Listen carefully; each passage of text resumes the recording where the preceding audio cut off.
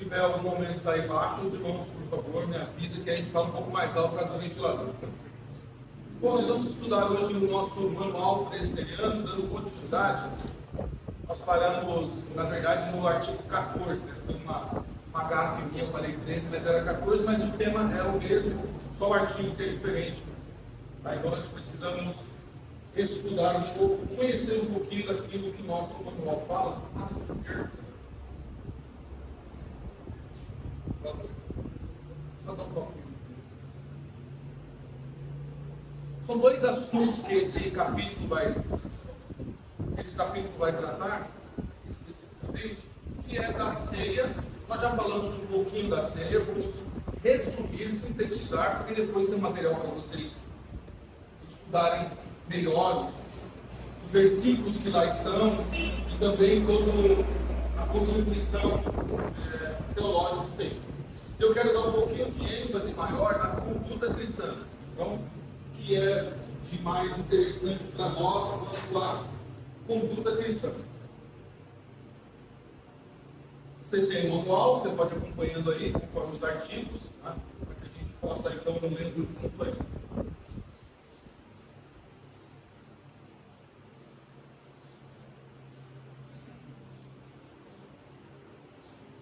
Então, sobre a ceia, olha interessante o nosso manual diz aí. Né?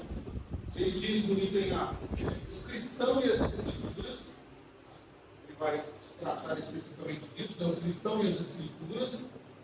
Ele vai falar que para o membro da igreja verdadeiramente regenerado, a Bíblia é sua única regra de fé e norma de conduta. Isso não preciso repetir mais, nós já estamos falando isso desde quando nós chegamos aqui, no final de março, e você já ouviu isso do Tiago, do Jefferson, do Kleber, já ouviu isso de todos que passaram aqui, do pastor Gilberto, do pastor Zé Carlos atual, que a Bíblia é a nossa única regra de fé de prática, isso está decorado para vocês, não preciso falar sobre isso. Nada é maior do que a Bíblia. Nenhuma ideia, nenhuma ideologia, nenhum pensamento, seja ele teológico ou filosófico, nenhum desses pensamentos sobressaem-se à Bíblia. Nenhum deles é maior do que a Bíblia. Por que eu estou dando essa ênfase? Porque quando nós falarmos de ceia e batismo, ou ceia e deveres, a conduta cristã, não importa a minha opinião. Não importa a opinião de uma específica igreja, importa o que a Bíblia diz. E é com isso que você deve se preocupar até quando você for questionado, até quando você for interpelado por alguém e dizer assim, mas a sua igreja pode isso? Você vai responder como? Mediante as Escrituras. Você não vai tirar uma ideia da sua mente, fértil, que a nossa mente é, ou não vai falar assim, não, eu acho que eu vi o Hernandes Dias Lopes falando isso. Não, você vai tirar das Escrituras. O que as Escrituras dizem sobre aquele assunto? E quando as Escrituras não dizem sobre aquele assunto, o que você faz? A pergunta, pode responder. O que você faz quando as Escrituras não dizem daquele assunto?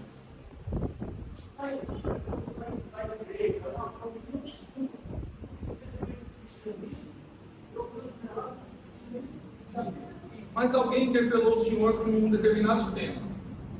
E o senhor tem que responder para aquela pessoa. Mas a Bíblia não trata daquele tema. O que a gente faz? Oi?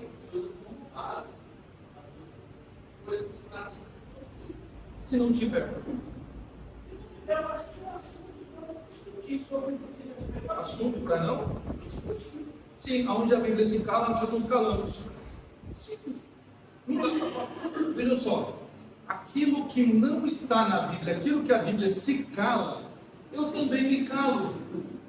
Por quê? Porque se eu for falar de um assunto que a Bíblia não trata, o que vai acontecer? Eu estou me colocando acima das Escrituras, dizendo assim, eu tenho uma resposta que a Bíblia não tem, que é o que muitos fazem. Então, uma dica, assuntos que a Bíblia não trata, ou não tem textos que você pode comparar aquela situação, então você faz o quê? Se cala. Principalmente quando for coisas muito confusas, que não diz respeito à nossa mente limitada. Para isso nós usamos o quê? Deuteronômio 28, não é isso? 29. fazendo as coisas reveladas pertencem a Deus, está aqui, Deus revelou tudo o que nós precisávamos, as ocultas não pertencem a nós, mas pertencem a Deus.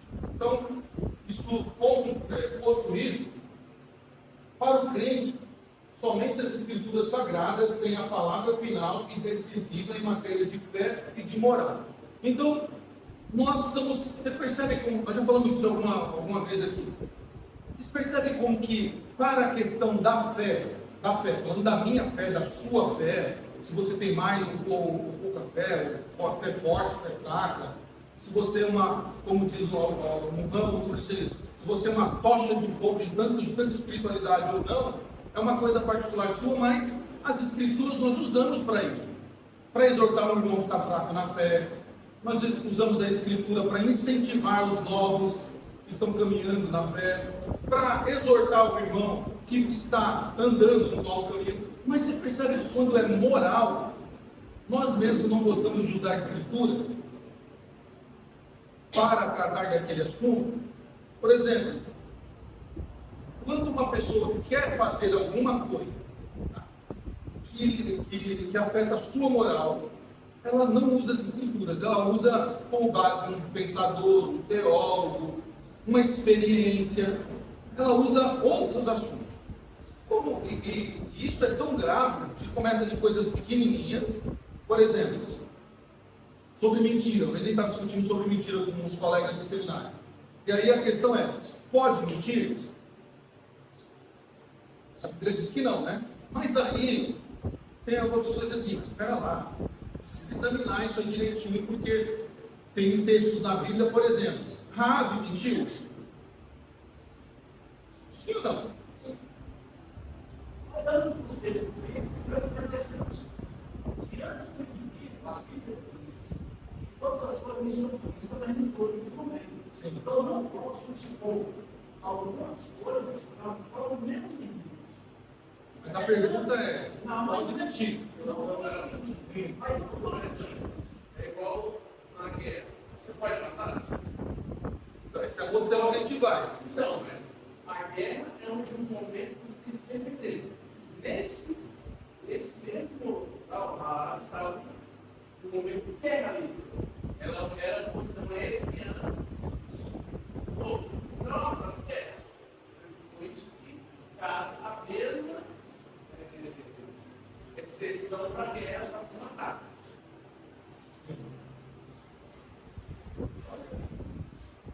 A mentira continua. A questão da guerra, você tem a questão da preservação da vida, legítima defesa. Quando a Bíblia, inclusive, dá isso bem claro da legítima defesa. A Bíblia dá isso agora. A mentira é algo que nós precisamos examinar. Pode falar, quando eu gosto de Uma pessoa do mesmo lado, ela era uma pessoa competente, ela sabia da vitória de Deus, que era então, ela era uma pessoa para olhar lá. Então, e uma coisa, só a pecado é outra coisa. Diante do inimigo, eu não posso expor as minhas verdades. com base no quê? Com base no que eu pretendo. Sim, mas lembra? Você acabou de falar a legítima defesa. Não. Morte, eu matar alguém, tem base bíblica para isso, para que quando é legítima defesa. Tem base bíblica. Será que a gente pode usar esse texto de Paulo para mentir?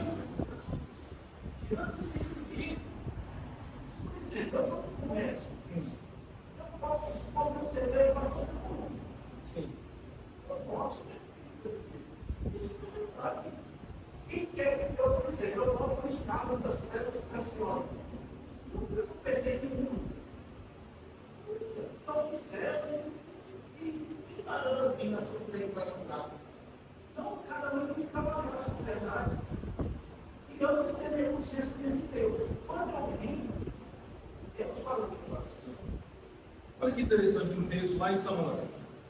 Deus chama Samuel e fala assim para Samuel: Samuel, vai até a casa de Jessé e unge lá a Davi, rei sobre Israel.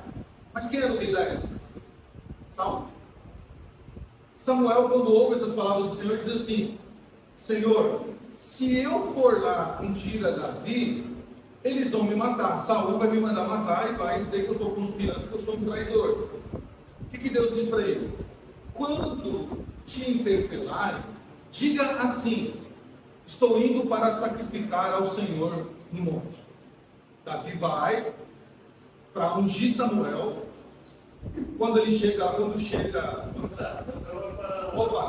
Samuel vai ungir Davi, Samuel vai ungir Davi, mas no meio do caminho interpelado, ele vai lá, oferece o holocausto ao Senhor, oferece a oferta ao Senhor, e aí cumpre aquilo que Deus tinha mandado, que era ungir a Davi como rei. Olha que interessante. Para muitos, a missão de Samuel era ungir Davi desde o começo, porque foi para isso que o Senhor o chamou, dizendo: vai e unge Davi como rei sobre Israel. Senhor, mas se eu disser a verdade, eu não estou aqui conjecturando, não está escrito isso, se eu disser a verdade, que o Senhor está me enviando para colocar Davi como rei, eles vão me matar porque vão me chamar de um conspirador. O que eu faço? Deus diz: diga que você vai sacrificar. Samuel, de fato, sacrificou antes de ungir Davi. E aí? Não parece que Deus incentivou aí? Oi?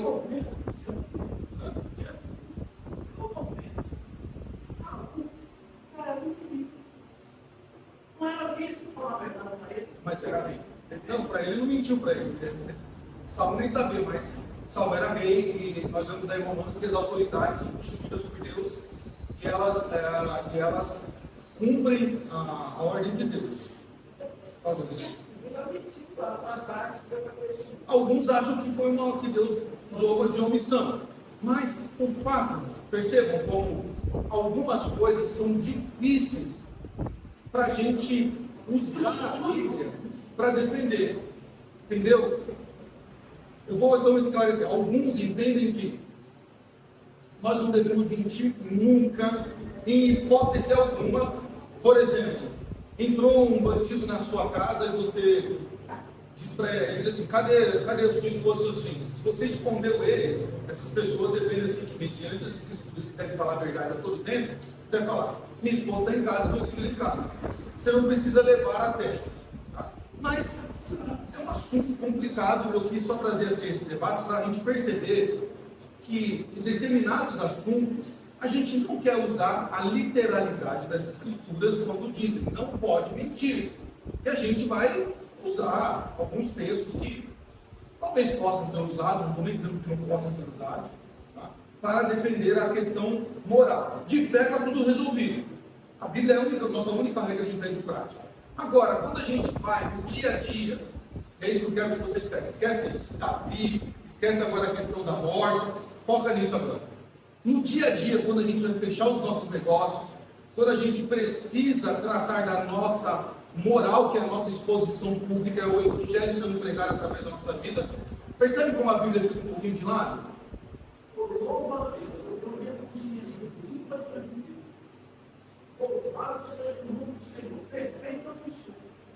Porque Deus falou assim, não, mas 7 anos depois, eu posso permitir.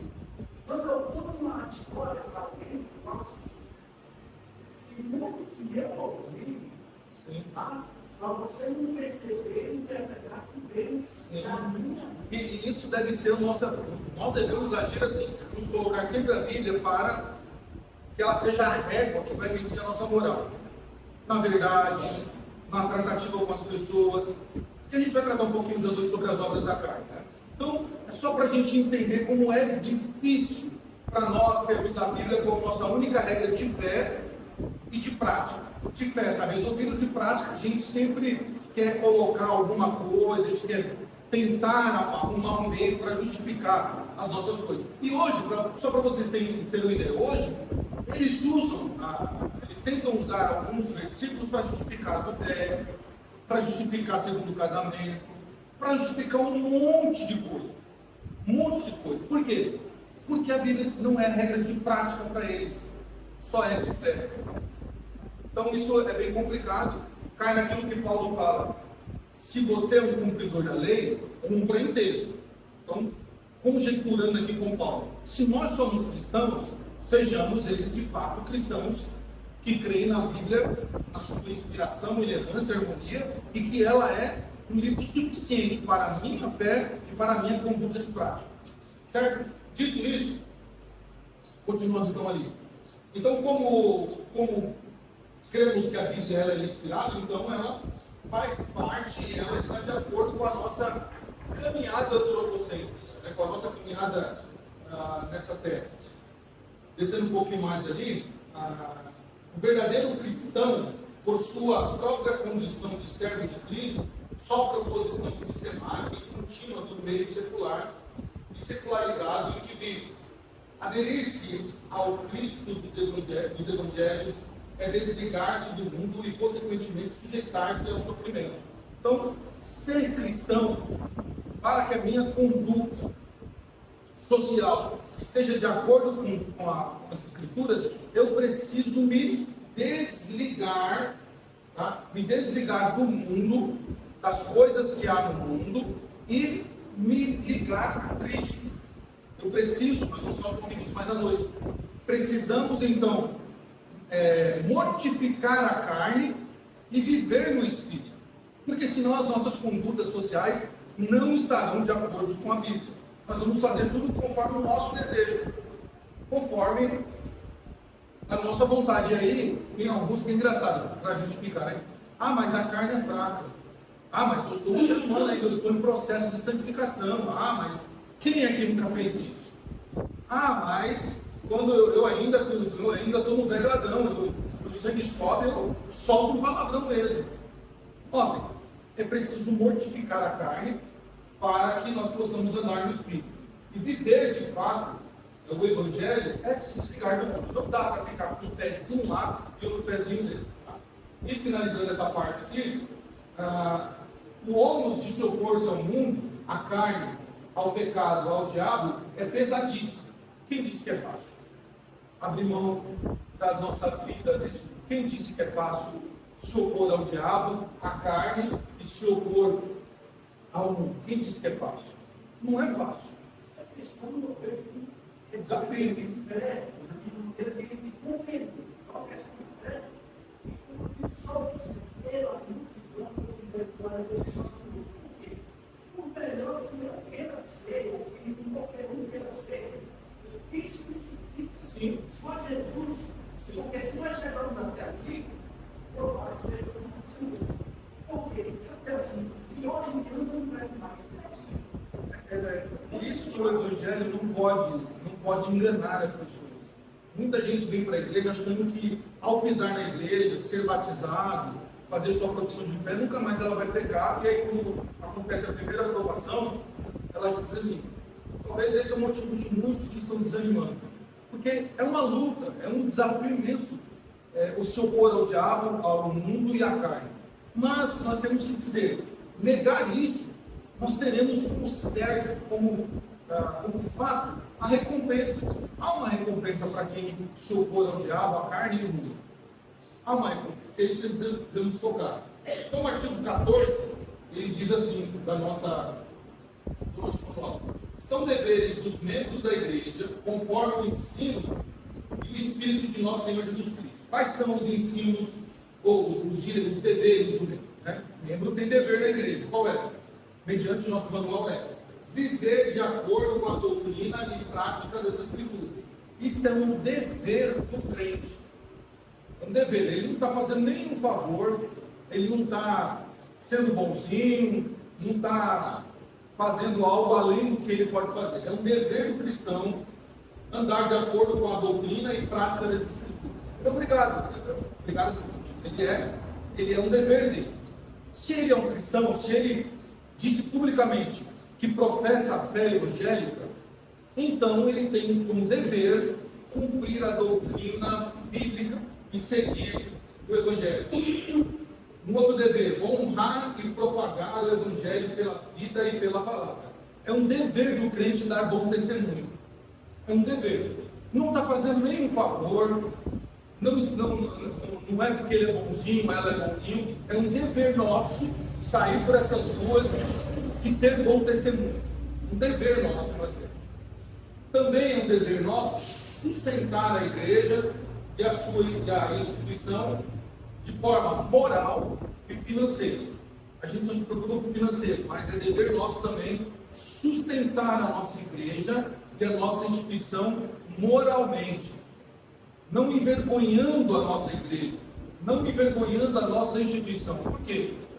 Quando um presbiteriano peca, meu irmão, quando um crente comete um pecado público, o que acontece?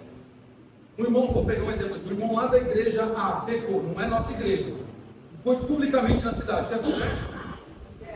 Todo crente é jogado no mesmo balaio.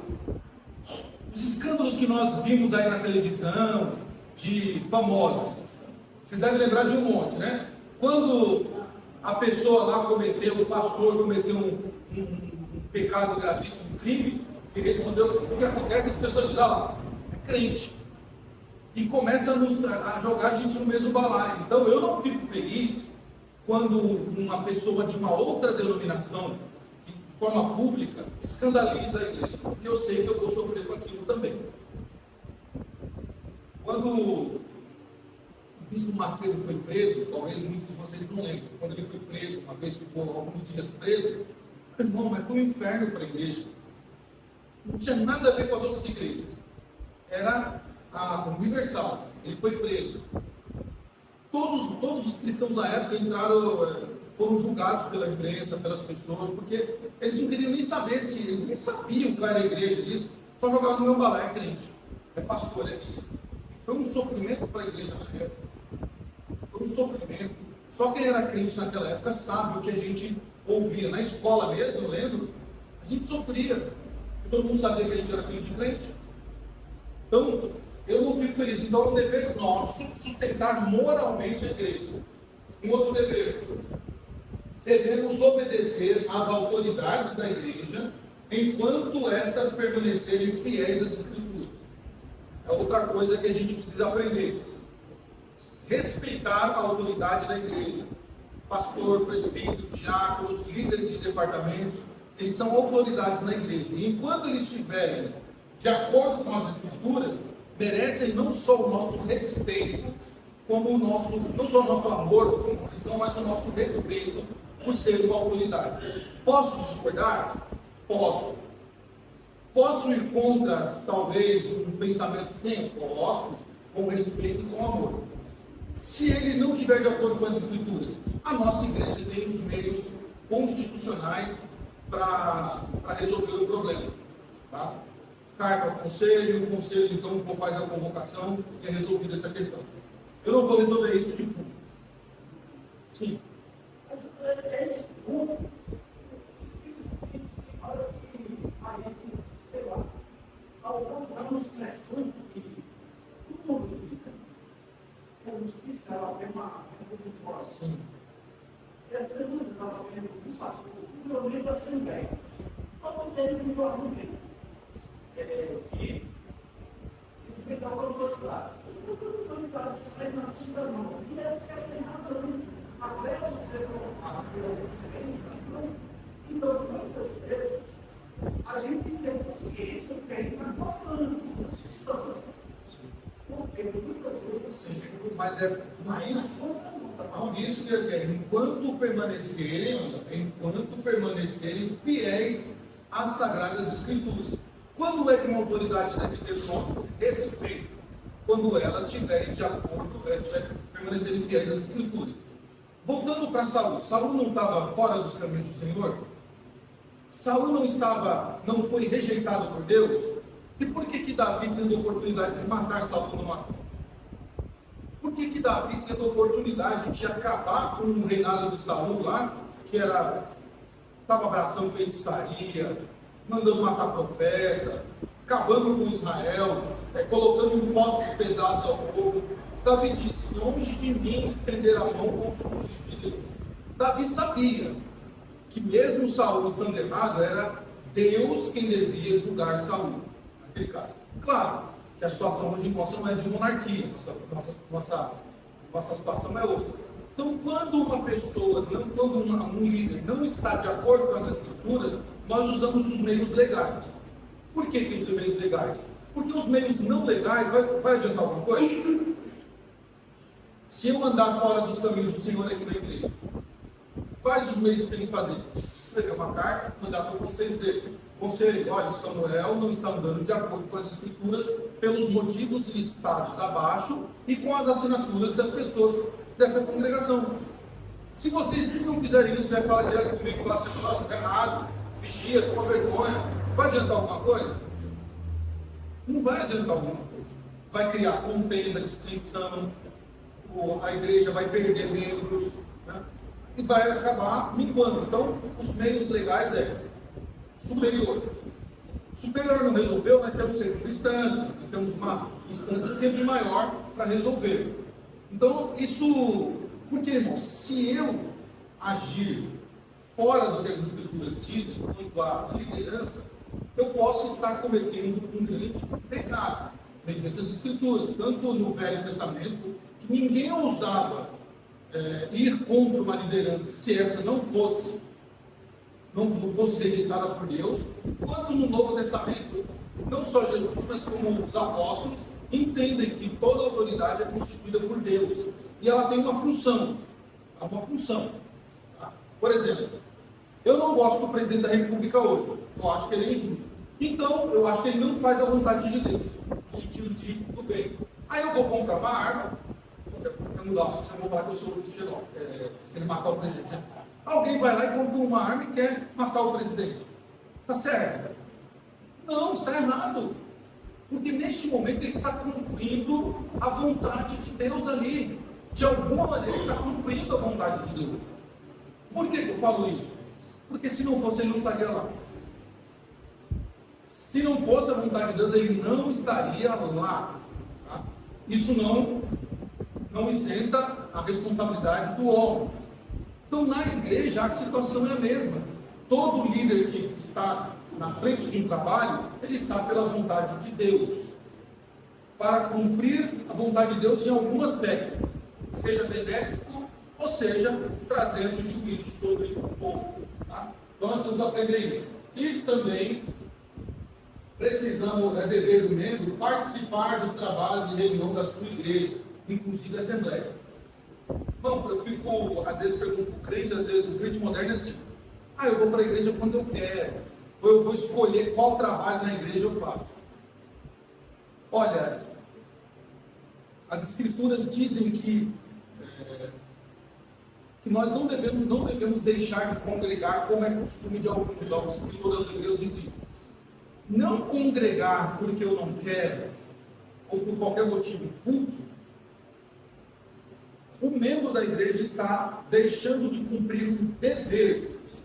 Eu não estou dizendo que quando você tem um obstáculo que não dá para vir, aí uma situação esporádica, aconteceu, não tem como, mas deixar de congregar por motivo fútil é descumprir com o seu dever. Aí nós vamos destrinchar isso um pouco. Então, o cristão, a escritura, vamos dizer, sobre sustentar a igreja, obedecer à autoridade e também quanto a participar do trabalho. E aí é interessante que muitos crentes se mundanizam, fazendo concessão à carne, misturam-se com os carnais e até com eles se confundem. Isso é muito interessante. Eu peço que o senhor Dina abrir aí para nós, 1 Coríntios, capítulo 3, quando as escrituras nos falam que as pessoas, quando elas se mundanizam, elas se confundem até com os carnais. Você deve conhecer muita gente que frequenta a igreja, que é membro de uma igreja, mas que no dia a dia não se parece um cristão. Ele se mundanizou tanto que não parece um cristão. Eu estava vendo testemunho que ele falava isso, ele falou assim: olha, nem no mundo eu vi pessoas tão mau caráter quanto eu vi essa pessoa. Porque se mundanizou tanto que se tornou, às vezes, até pior do que um carnal. O dever de viver segundo as escrituras precisa ser restaurado pela santidade da igreja e para a glória de Deus. O enfraquecimento moral e espiritual do crente moderno, por via de consequência, enfraquece o poder testemunial e evangelístico da igreja.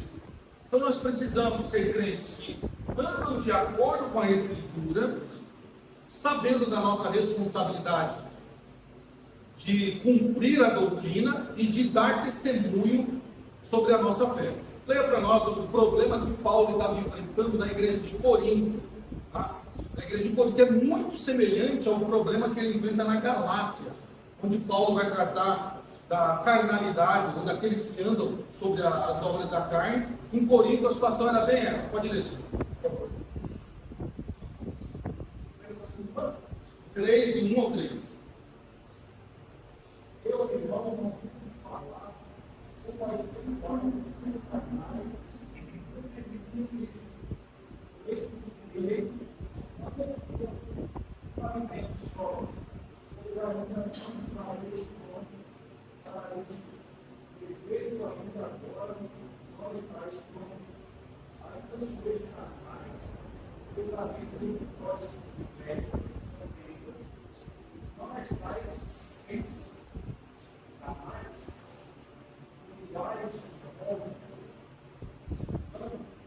Paulo está enfrentando um problema em Coríntios, daqueles irmãos que já deveriam estar maduros na fé, pelo tempo de que estão na igreja, mas eles agiam ainda como carnais. Nota que Paulo fala de duas obras que em Corinto, que está acontecendo, mas depois em Gálatas ele alarga mais isso. Todo cristão carnal que não segue as Escrituras e não dá testemunho, traz contenda para a igreja. Por quê? Porque ele vai evidenciar na vida dele o quê? As obras da carne. Contenda, facção, ira e outras coisas mais, que a lascívia, a sensualidade. Então, é um perigo isso, quando nós deixamos de lado a doutrina bíblica e quando nós deixamos de lado o testemunho. Irmãos, nós devemos tomar cuidado com o nosso testemunho, principalmente pelo contexto social que nós vivemos. As pessoas dessa cidade precisam dar testemunho de nós. Elas precisam olhar para nós e nos diferenciar das pessoas que não são crentes. Eu até brinco, eu estava conversando com um amigo em São Paulo essa semana, fui jogar futebol com o pessoal do campo, e eu falei assim, rapaz, é gostoso, mas arrumei um problema para mim, porque eu perdi meu nome. Ninguém me chama de Samuel, me chama de pastor. Então já imaginou o pastor jogando futebol falando palavrão? Ou o pastor jogando futebol com raiva, brincando? Já imaginou o testemunho que não vai dar? Então quando eu estou dentro ali, eu fico assim, meu Deus do céu, eu arrumei uma responsabilidade para mim, arrumei um problema que eu vou ter uma responsabilidade imensa para mim agora. Eu tenho que dar testemunho para aquelas pessoas. Então ali um monte de gente me olhando e, pastor, toca a bola, pastor aqui, então eu perdi meu nome. Eles me enxergam agora como um pastor. E não vai pegar bem um pastor com mau testemunho.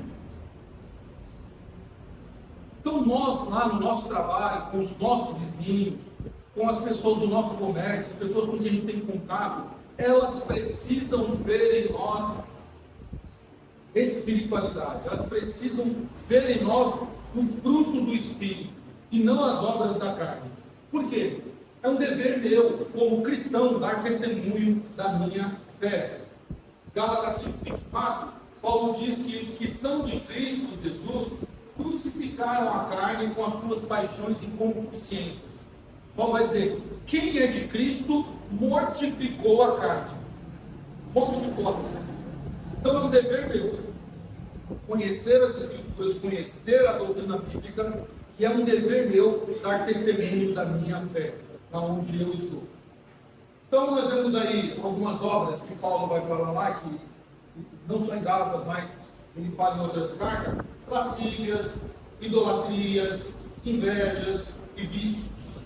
São as 4 áreas da nossa vida: sexual, religiosa, relacional e no que compete aos nossos consumos, podemos assim dizer, que traz esse insumo.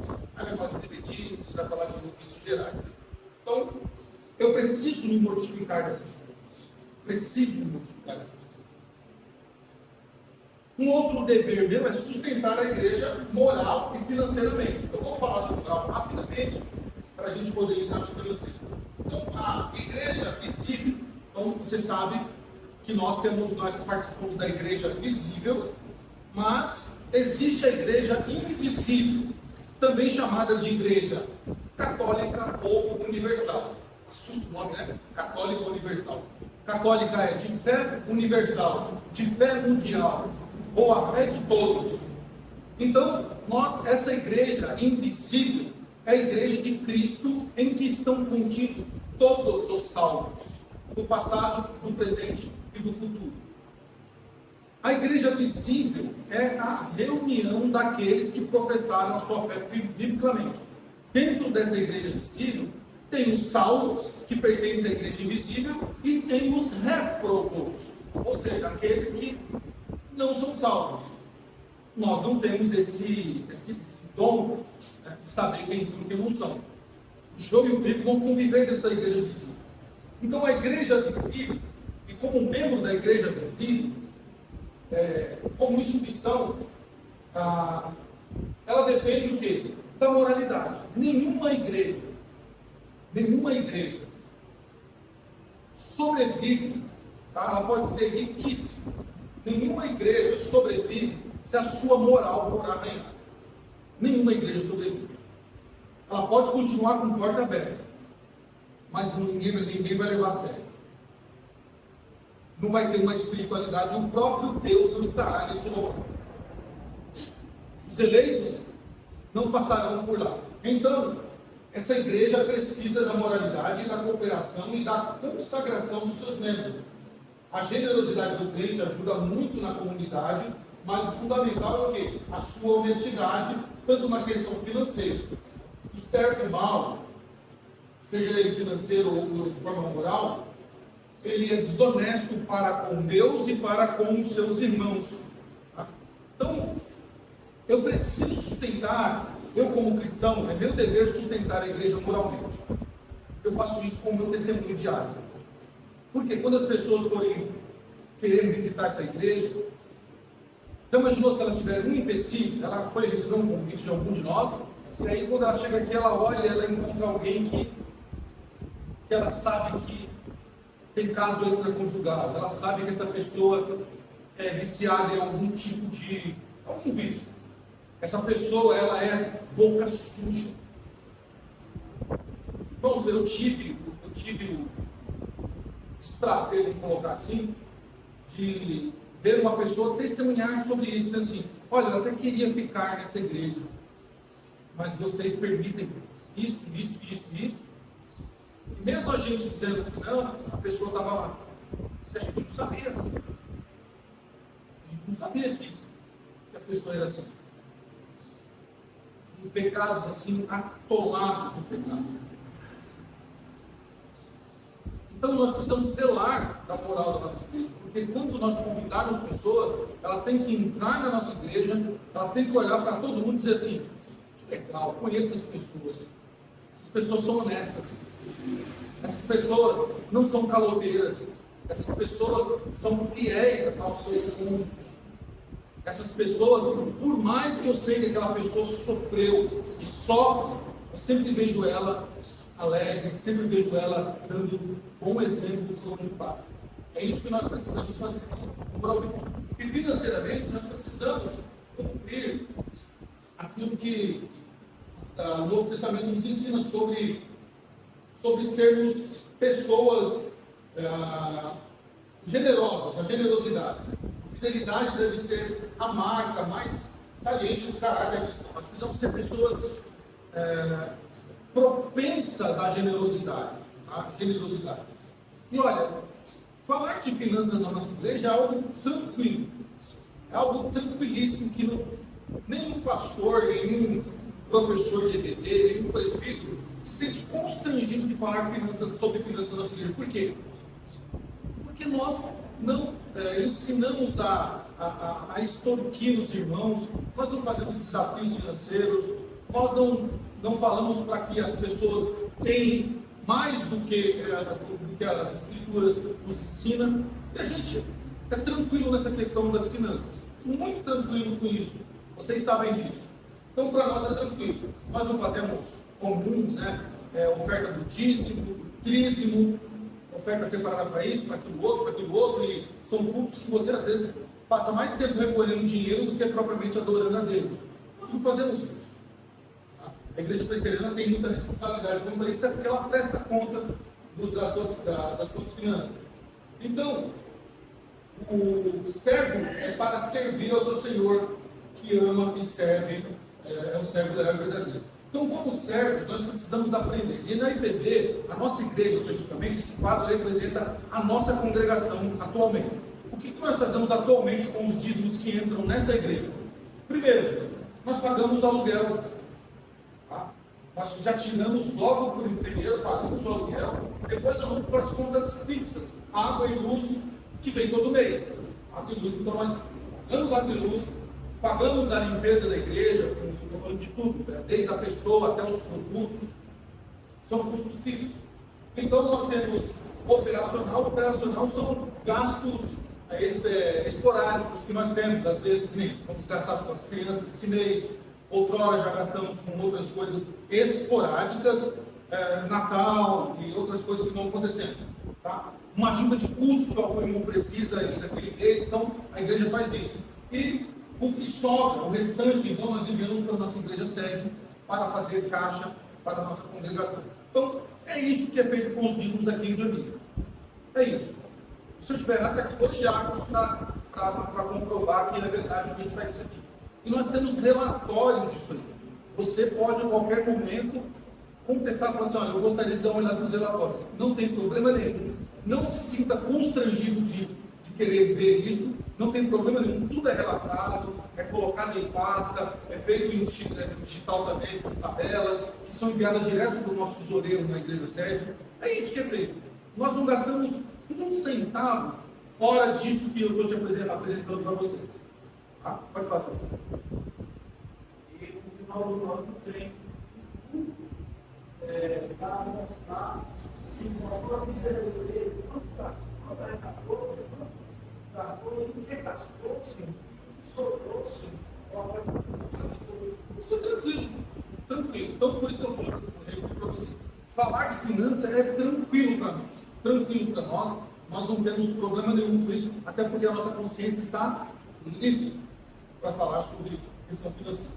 Dito isso, então, aqui tem uma pequena história da prática dos dízimos, não só na igreja pós-apostólica. Então você tem ali, século 5 e 6, se praticava o dízimo, século 12, se praticava o dízimo, na Inglaterra, no século 16 e 17, se praticava o dízimo. Tá? Então, durante toda a fase da igreja, o dízimo foi praticado. Não é uma invenção que surgiu agora, como alguns dizem. Tá? Mas Paulo, no Novo Testamento, abdicou do dízimo. Aonde está escrito que não é mais para dar o dízimo? Eu respeito e entendo aqueles que dizem que no Novo Testamento a oferta se sobressai ao dízimo. Respeito, mas não há nenhum versículo que diz assim, findou-se o dízimo, acabou-se o dízimo, não se recolhe mais dízimo. Eu não vejo isso. Eu não vejo isso de verdade, eu não vejo isso. Respeito quem pensa o contrário, tá? Mas eu não vejo uma abolição dos dízimos de forma clara no Novo Testamento. Por isso que nós praticamos recolhimento dos dízimos da IPB. Se um dia a IPB enxergar que não tem a prática dos dízimos no Novo Testamento, mas é a oferta, isso será feito através do seu edital do Supremo Conselho. Até lá, nós acatamos o que o nosso Supremo Conselho entende sobre a interpretação da questão dos dízimos no Novo Testamento. Antes da lei. Depois vai ter Deus. Novamente é citado. Então, dentro disso que a nossa igreja, seus Supremo Conselho, seus presbíteros, entendem que nós devemos então, ter a prática do dízimo. Irmãos, e dito isso, tá? Como você tem aqui uma questão histórica, a história mostra isso, que a igreja sempre compartilhou. E quem não dá o dízimo? Quem não dá o dízimo, como eu disse, não está cometendo nenhum pecado. Não vai para o inferno por causa disso. Não vai para o inferno. Não posso dizer que vai, porque não tem isso nas Escrituras. Tá? Mas ele não está sendo generoso com a igreja com a qual ele faz parte. Ele está sentando em umas cadeiras compradas com dinheiro de dízimo. Ele está usufruindo do ventinho gostoso dos ventiladores que saiu do dízimo da igreja. Ele está sendo clareado pelas lâmpadas da energia que a igreja paga com o dízimo. Ele bebe a aguinha que é pago com os dízimos da igreja, e ele está dentro de um local que é pago mensalmente com o dízimo da igreja. E ele ouve o pregador falar que também é um assalariado da igreja, recebe através dos dízimos da igreja. Então, note, quando você pisou o pé ali onde o sábio acabou de pisar, você já está usufruindo de toda a contribuição da igreja. Queira você ou não, seja dizimista ou não. Então, quem não é dizimista, ele está usufruindo de uma coisa que ele não está participando. Então, ele está faltando a ele generosidade e está faltando a ele o compartilhamento da fé com os seus irmãos. Ora, de novo, posto isso. Não vai para o inferno, não vai ser condenado ao lado de fogo eterno porque não dá dízimo. Aí é uma questão do coração dele, como Paulo diz, cada um contribua segundo o propósito do seu coração. Se ele não propôs nada no seu coração, quem somos nós para dizer àquela pessoa, olha, você deve fazer assim ou não? É ele Deus. Talvez ele espere receber de Deus aquilo que ele está fazendo, no seu testemunho e na sua questão financeira. Bom, então nós temos que ter também um compromisso com a imagem da igreja. Isso é importante quanto à questão do testemunho. Se a questão financeira ela é muito importante porque ela é que sustenta a igreja, com aluguel, com água, com luz, com os gastos esporádicos, com os gastos físicos, a imagem da igreja ela deve ser zelada. É responsabilidade nossa não manchar o nome da nossa igreja. Portanto, quando um crente vai pecar, ele deve pensar 1 bilhão de vezes sobre aquela atitude que ele vai tomar. Porque uma vez que o pecado torna público, ele mancha o nome da igreja. Mancha o nome da igreja. E até quando não pega, quando tem um escândalo que não é verdadeiro, vocês devem lembrar, por exemplo, no governo passado, o ministro da Educação era o reverendo Milton, um homem muito correto, um homem de caráter comprovado, da igreja de Santos, lá do Guarujá, de adoração, um homem de lisura, tá? Quem tem mau testemunho dele, na Baixada, né? E quando foi ministro da Educação, aí, né, alguns pastores de outras igrejas fizeram umas maracutaias e o nome dele foi envolvido. Ele perdeu, inclusive, o cargo. Na época, a nossa igreja sofreu muito, porque teve matéria na televisão falando sobre o presbiterianismo, do Archibald Simon, do Mackenzie, de todos os pastores que vieram para o Brasil. Então, nosso nome foi jogado na televisão, marketing, todo mundo ficou feliz. Mas no primeiro escândalo que veio, que nem foi comprovado como verdadeiro, nosso nome foi falado de forma ruim. Passado o tempo depois, foi provado que ele é inocente. Teve nota de explicação? Não. Teve alguma televisão que falou assim, olha, queremos fazer uma nota de conserto aqui, porque nós acusamos o reverendo Milton disso, e ficou provado que não é verdade. Não. Até hoje, o nosso nome ainda é visto de maneira ruim por causa desse falso escândalo que teve. Ele que descobriu e foi aprender a denunciar. Sim, me detalhiza, ele descobriu, ele denunciou e acabou ele sendo o culpado da coisa. É como se você visse um ladrão assaltando um banco, você vai lá, chama a polícia prende você que chamou para prender o assaltante. É coisa de louco só no Brasil que acontece. Então, o que traz mau testemunho para a igreja? O que acaba com a imagem da igreja? Vícios. Seja qual for, vícios. Lá em São Paulo, muita gente, muitos crentes, quando surgiu aquela época daquela Mega Sena, lembra que tinha um valor exorbitante, um valor assim, astronômico, um negócio assim fora da realidade. Mano, que tinha de crente na porta da lotérica fazendo a fezinha. Foi algo assim, você não viu os irmãos do evangelismo, mas você viu o irmão lá na portinha da lotérica fazendo a fezinha lá e fala assim, da sorte, né? Da sorte. quero entrar no detalhe se está certo ou não, o meu problema a minha questão é um vício. Eu conheci pessoas que perderam tudo tentando ganhar na loteria. Tudo. Eu trabalhei com um rapaz, ele era motorista, uma grande empresa, e ele ganhou na época, não era Mega Sena, mas era a Quina, né? A Quina que pagava. Ele ganhou um valor assim imenso, que ele poderia parar de trabalhar e poderia se aposentar e daria até para a segunda geração da família se sustentar. Esse cara continuou jogando e perdeu tudo que ele tinha ganho, ele perdeu jogando de novo. Porque ele falou assim, se eu ganhei esse valor, voltou um pouquinho, eu vou investir mais, que eu vou ganhar mais. Só que não deu certo. E perdeu tudo. E muitos, e alguns outros que eu conversei, muitos que sabem, não param. Torna-se um vício que acaba dando mau testemunho para a igreja. E até porque, irmãos, nós sabemos que quem dá a provisão de tudo que nós precisamos é Deus. Será que Deus não sabe do que nós precisamos? Ou nós precisamos agir igual Sara? Lembra o que Sara fez? Deus prometeu para ela um filho. Deus disse, eu vou te dar um filho. Eu vou te dar um filho, Abraão. Sara falou, Deus vai me dar um filho. Então deixa eu dar uma mãozinha para Deus. Ô, Agar, vem cá. Você vai ser a minha barriga de aluguel. Deus vai ordenar meu filho, então eu vou dar uma forcinha, você vai ser minha barriga de aluguel. Dentro do meu marido, o filho que você tiver, é aquilo que Deus prometeu, acabou, então está tudo resolvido a descendência do meu marido. Deus disse, sabe, eu não sou capaz de fazer um ventre que é impossível gerar uma criança, eu não sou Deus que posso fazer com que esse ventre volte a ser fértil.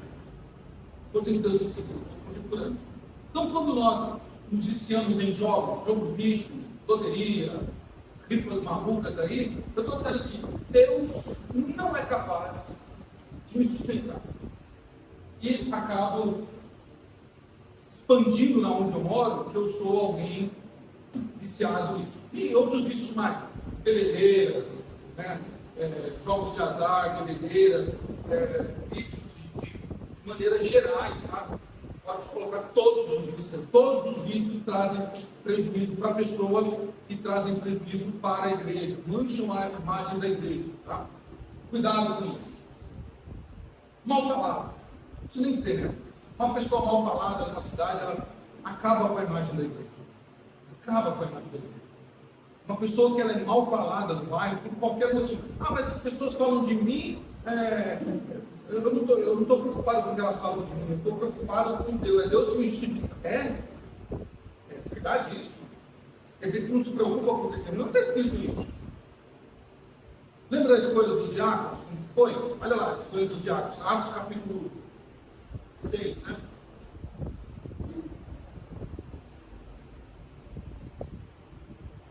Atos capítulo 6.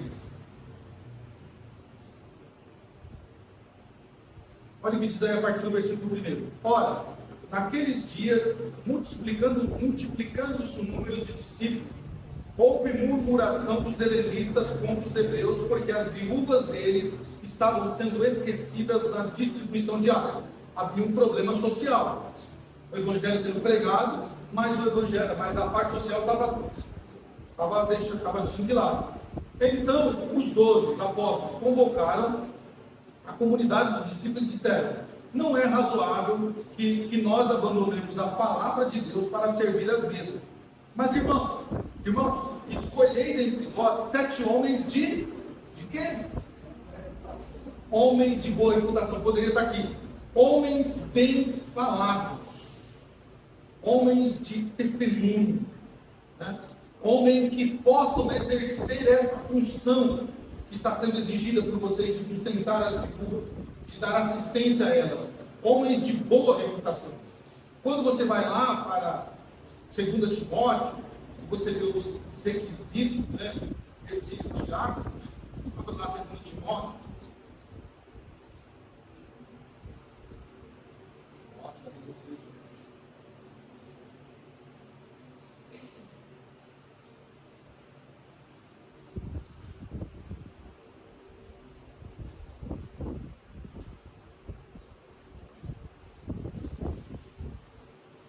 a qualificação dos diáconos, capítulo 3. Olha os requisitos, ó.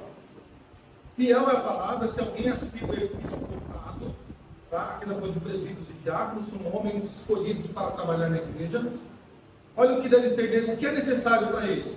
Que o bispo seja irrepreensível, esposo de uma só mulher, temperante, sóbrio, modesto, hospitaleiro, apto para ensinar, não dado a vinho, não violento, porém cordato, inimigo de contendas, não avarento, que governe bem a sua própria casa, criando os filhos sob disciplina e com todo o respeito, não seja neófito, para não suceder que se ensoberbeça e incorra na condenação do diabo. Pelo contrário, é necessário que ele tenha o quê?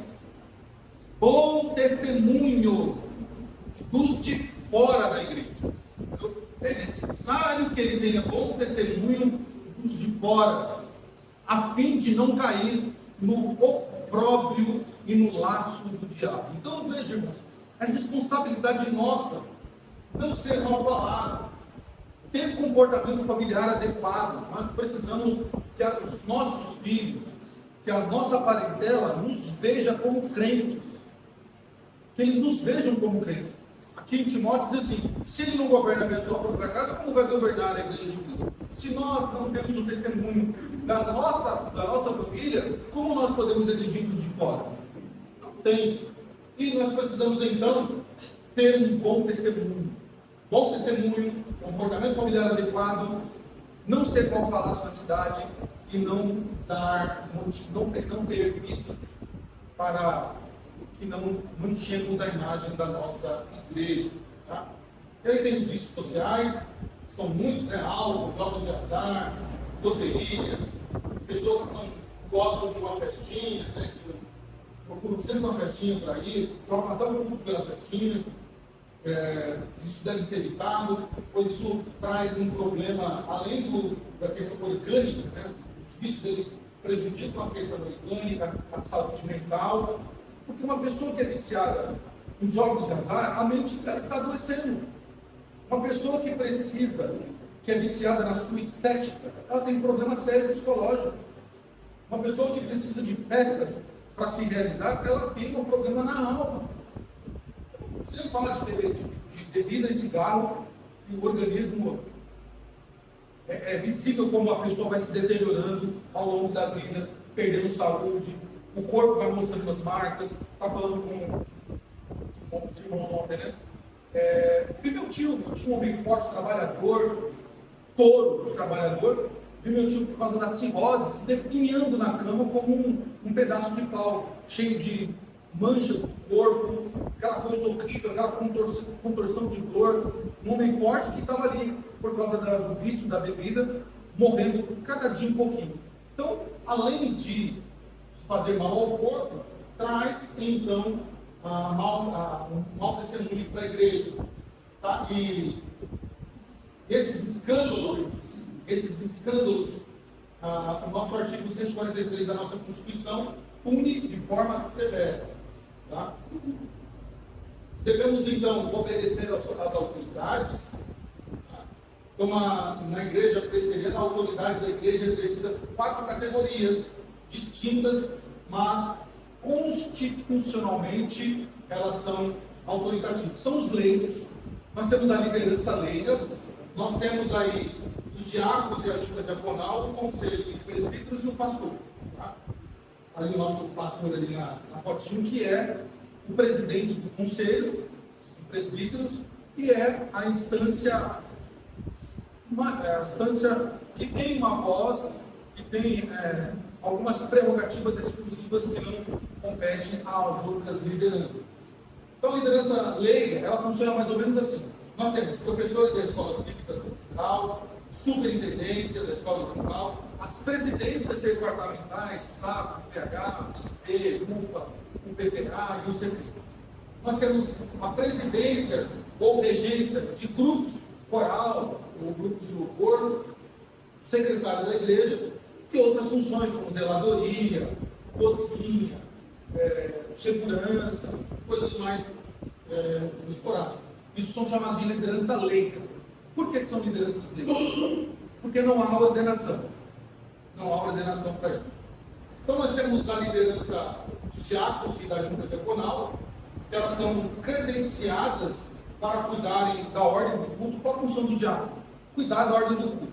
É o diácono que presta atenção no culto, não no culto em si. O diácono às vezes nem sabe onde foi pregada a palavra, que não cantou, porque o olhar dele está no culto, para que os membros da igreja possam congregar de forma tranquila, sem interrupção, de forma segura, de forma ordeira.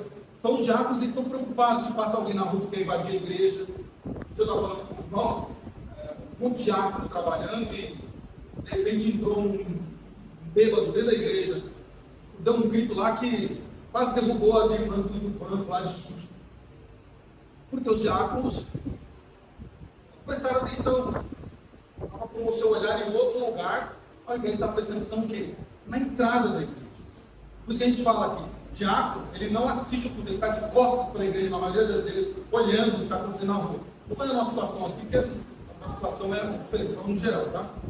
Realmente, igrejas grandes, você vai em igrejas grandes aqui de Belo Horizonte, você vê que os diáconos estão por ali, uniformizados, identificados, para saber que ele é o diácono, ele está de olho na porta, vê quem está entrando, ele percebe se há alguma inquietação, se tem alguém que está passando mal, então ele está ali, ó, olhando para o pastor, ver se tem alguma coisa que está acontecendo, que o pastor está olhando alguma coisa que ele não está vendo, eles se comunicam. Então, é a função dele tomar conta do culto.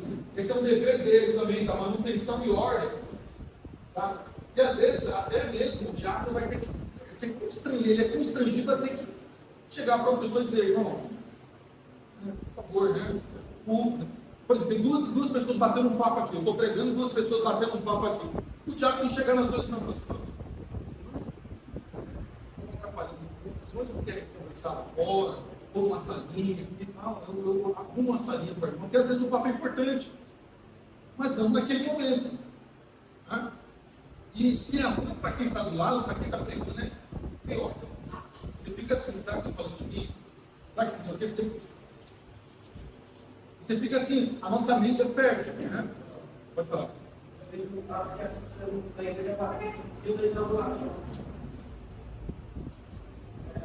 Estava começando a fazer sucesso. O cara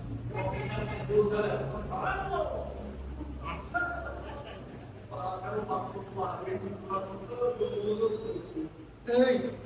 aí eu falo, vou parar aqui para a senhora ter aqui. O diácono tem que chegar e falar assim, mano, vamos ali, eu vou levar a senhora para uma sala do lado ali, vou levar a senhora aqui do lado aqui. Né? Educadamente, respeitoso, mas o diácono tem que fazer isso. O diácono tem que fazer isso. Tá? Ele tem que manter a ordem do culto. E às vezes ele recebe até uma recomendação do conselho para não permitir a entrada de uma pessoa na igreja. Sabia disso? E, por exemplo, lá, eu já contei para vocês o caso de uma pessoa que acusou um pastor de ter assediado ela, e então teve que ter até mesmo uma intervenção policial, porque aquela pessoa queria entrar na igreja, os diáconos não permitiram, né? Não permitiram porque ela tinha um mandato judicial para não entrar na igreja, e depois ela recebeu um segundo mandato policial para ela manter 2 quilômetros distantes da igreja. Tamanha a perversidade da mulher que acusou o pastor. Então, às vezes o diácono tem que cumprir esse papel. Entra um bêbado dentro do facão, né? Cara, o facão aí, pelo amor de Deus, Deus protege aí, deixa entrar não. Né? Já fica ali, ó. Quando você vai, não, eu quero falar com o pastor. Olha, depois do culto, você fala com o pastor. Você acabou o culto, não, mas tem que ser agora. Não, depois do culto, você fala com o pastor. Irmão, se o cara insistir, usa um pouquinho aí da força que Deus te deu, converse com ele do lado de fora, mas não permita que ele atrapalhe o culto. Não se fala com o pastor na hora de fora. Então o culto ele é para Deus, nós devemos zelar do culto a Deus. Então, qualquer pessoa que entrar embriagado ou com violência, conduza ele para um local onde você possa conversar com ele, acalmá-lo, orar com ele, e ultrapassando isso, chame a polícia. Tá? Essa é a função do diácono. A função do conselho tem autoridade sobre a igreja, tá? A função do conselho é mais administrativa, é o conselho que trata as questões administrativas como adesão de membros, exclusão de membros. Trata-se essa adesão ou exclusão, que nós vamos falar na próxima aula, se ela é por jurisdição, por profissão de fé, por batismo, por transferência, né? É ele que trata a denominação da que a pessoa vê, se aquela denominação é genuinamente bíblica ou não. É o conselho que trata da disciplina, tá? É o conselho que trata das advertências, é o conselho que trata de alguns casos de contendas entre irmãos. Então o conselho vai tratando de todas essas questões administrativas para que a igreja zele pela doutrina. O conselho, enquanto se mantiver fiel à Escritura, tá? E fiel à Igreja Presbiteriana do Brasil, deve ser alvo de consideração e da submissão de cada membro da comunidade. Tá? Enquanto a liderança está agindo conforme as Escrituras e conforme aquilo que a IPB determina, então nós submetemos a ela, ainda que em algum momento a gente discorde de alguma coisa, nós não vamos concordar em tudo, mas devemos entender, é o conselho constituído por Deus, é o pastor constituído por Deus, então tenha o meu respeito, a minha submissão, enquanto andarem fiel à palavra, enquanto andarem conforme a IPB. Tá? Ninguém entra na igreja ou sai dela sem passar pelo conselho. Tá? Nenhuma assembleia acontece sem que esta passe pelo conselho também. Então, o conselho ele é uma instância administrativa jurídica para tratar de assuntos concernentes à vida da igreja. Essa vida que não está na pregação pública, a vida de vamos mudar, vamos comprar um terreno, vamos comprar uma coisa, vamos fazer tal evento, vamos fazer tal reforma, vamos investir em tal pessoa, vamos mandar uma pessoa para o seminário, vamos mandar uma pessoa para missões, vamos investir, né, na área da música, vamos investir na área da pedagogia. Então o conselho trata de tudo isso, tá? De coisas que a igreja às vezes, né, não tem ciência. Tá? Então a função do pastor, ele exerce a função de docência, é ele quem ensina a igreja as Escrituras, é ele que prega a palavra. A função do pastor da igreja, embora ele participe do conselho das questões administrativas, a função do pastor é docência. Por isso nós temos a questão do presbítero regente e docente, tá? Separando o presbítero dos pastores. Então a questão dele é a questão teológica. A questão dele é teológica. Tá? Ele administra os sacramentos. Somente o pastor pode administrar os sacramentos, ceia, batismo. Tá? Somente o pastor pode exercer essas funções. Tá? O presbítero, o diácono possa fazer. É só ele que realiza casamentos religiosos com efeito civil. Então, se uma pessoa quiser casar, é só o pastor que pode fazer isso, desde que tenha efeito civil. Tá? O pastor não é obrigado a fazer casamento de ninguém. Se o pastor não quiser casar ninguém, ele está cumprindo aquilo, não está descumprindo lei nenhuma, porque não existe uma lei que obrigue o pastor a casar ninguém, nem homem nem mulher, nem homem nem mulher com mulher. O pastor casa se ele quiser atender o convite da pessoa que o convidou. Mas o pastor sempre olha para a questão. Esse casamento, ele tem esfera civil? Se tiver, o pastor, então, ele faz o casamento. É tranquilo, só ele pode fazer. Tá? Ele é o líder dos líderes da comunidade. Todas as autoridades mencionadas foram investidas de poder. Cada uma tem o seu setor e todas devem ser respeitadas. Tá? Então, nós temos aí o dever do cristão, que é zelar pela imagem da igreja, pelas finanças, respeitando a autoridade. Então, o cristão tem o dever de, dentro das suas possibilidades, disponibilidade e habilidades, participar de todas as atividades da igreja. Isso é algo que a gente, lembra que eu falei no começo? A gente usa a Bíblia para a regra de fé, mas para a regra de prática a gente deixa de lado. Mas eu vou na igreja se eu quiser. Não, você tem que ir na igreja porque o culto é a Deus, não é um baile, não é um evento, não é um entretenimento. O culto é a Deus e é a nossa obrigação cultuar a Deus. Mas eu culto a Deus pela minha vontade? Não, você cultua a Deus porque você foi chamado para ser adorador. Nós devemos entender que o culto não é uma escolha nossa, é uma convocação. Tá? Em toda a Escritura, você pode procurar, em toda a Escritura, de Gênesis a Apocalipse, inclusive no céu, os crentes, os eleitos, todos os seres são convocados a adorar a Deus. São convocados. Mas porque Cristo nos libertou das algemas do pecado e da lei, nós aceitamos essa convicção por amor. Por amor. Porque eu amo a Cristo, então eu quero cultuá-lo. Porque eu amo a Cristo, então eu quero adorá-lo. Porque eu amo a Cristo, então eu quero servi-lo. Eu quero usar os meus bons talentos para o servir. Tá? Quando eu não entendo isso e desprezo o culto para ficar fazendo outra coisa qualquer que seja, eu estou dizendo que aquilo que eu estou fazendo na minha casa é mais importante do que cultuar a Deus. De novo, esse assunto é tranquilo para nós. Nossa igreja tem exatamente um culto solene na semana, que é o culto de domingo à noite, só um culto solene. Ela tem outras programações durante a semana, que é oração, culto de ensino e escola bíblica dominical. São outras programações. Mas culto, ela só tem um culto solene, que é domingo à tarde. Não dá para se preparar para o culto durante a semana? Eu não estou, de novo, não estou falando de casos esporádicos, um impedimento, impeditivo que aconteceu de um familiar chegar, aconteceu algum problema de saúde, aconteceu uma indisposição física que te impossibilitou de ir para ele. Isso são casos esporádicos, aceitáveis, não tem problema nenhum. Estou dizendo, não vou porque eu estou cansado. Ok. Você não veio para o culto da noite, você está cansado. Mas amanhã, se você estiver cansado, você não vai para o trabalho? Não, né? Se não, ok. Até parece. Você pode estar moído, pode estar cansado que for. Deu o horário e você está lá. Por quê? Porque você está dizendo, eu não posso voltar para o trabalho, senão eu deixo receber dinheiro. Mas o culto eu posso deixar de lado.